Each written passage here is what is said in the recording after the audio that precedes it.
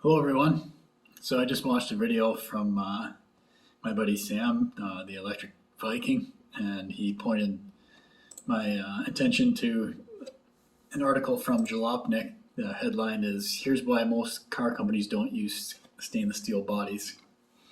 And it's kind of a hit piece, I guess, on the Cybertruck, raising some of them are valid questions, but it goes on near the end to really dig into Tesla a bit. So I think it's kind of really an article for the Tesla haters out there, for them to point at and say like, yeah, that's.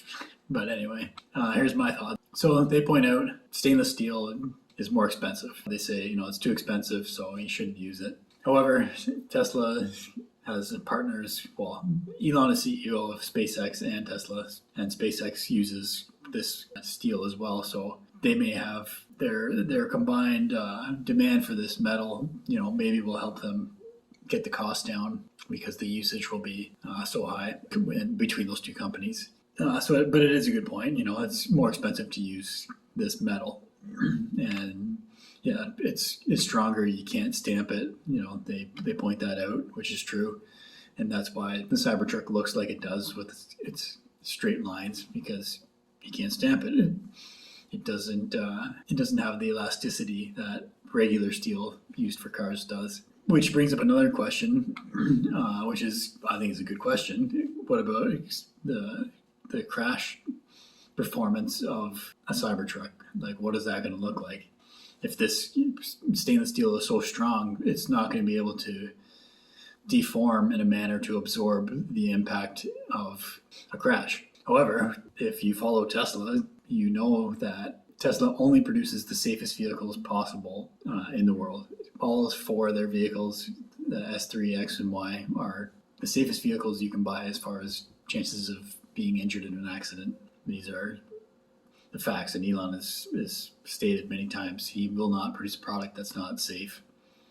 That's why he stayed away from bikes. He doesn't think they're safe. I think he had an accident when he was younger. I'm not sure. But anyway, it is a good question. Well, I'm curious to see how they'll deal with that. If the body is so strong, how do they mitigate the impact of a collision? My first thought is maybe they can adjust the castings, the giga castings that they're going to use for the truck. That's just my first guess. Maybe they'll design that to give way in the event of an accident. But I would leave it up to the engineers at Tesla. They seem to be doing a pretty damn good job. Same as the engineers at SpaceX. That's what engineers do. They solve these hard problems. I don't know who wrote this article at Jalopnik, but my money wouldn't be on them for knowing what's best in this case.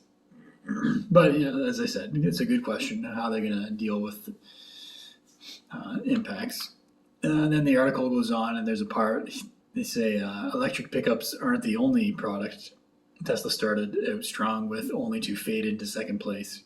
Well, that sentence right there doesn't make any sense, because the Cybertruck isn't out yet, so it hasn't faded into second place because it hasn't even started yet. And then they're suggesting it's not the only one. So has the Model 3 or Y faded into second place?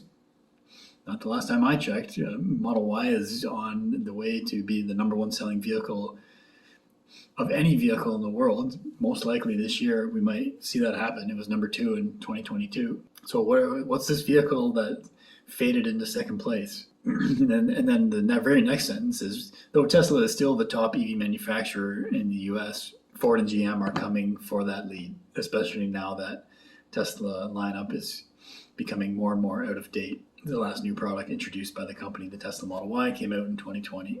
So basically they kind of put down Tesla, and then they big up the traditional OEMs and how they're going to pass Tesla going in the future. But anyway, they do, like I said, there are some questions with the Cybertruck, and yes, it has been delayed for quite a long time. They suggest in this article that it was due to not being able to solve these issues with the Cybertruck, but I think it was more due to the battery constraints. They didn't have enough batteries, and plus they didn't have a factory. The Texas factory where the Cybertruck's going to be built they're still under construction at the moment, and they're still ramping production of the Model Y, and pretty soon we'll have production of the Cybertruck coming out of there. So yeah, I just wanted to cover that one.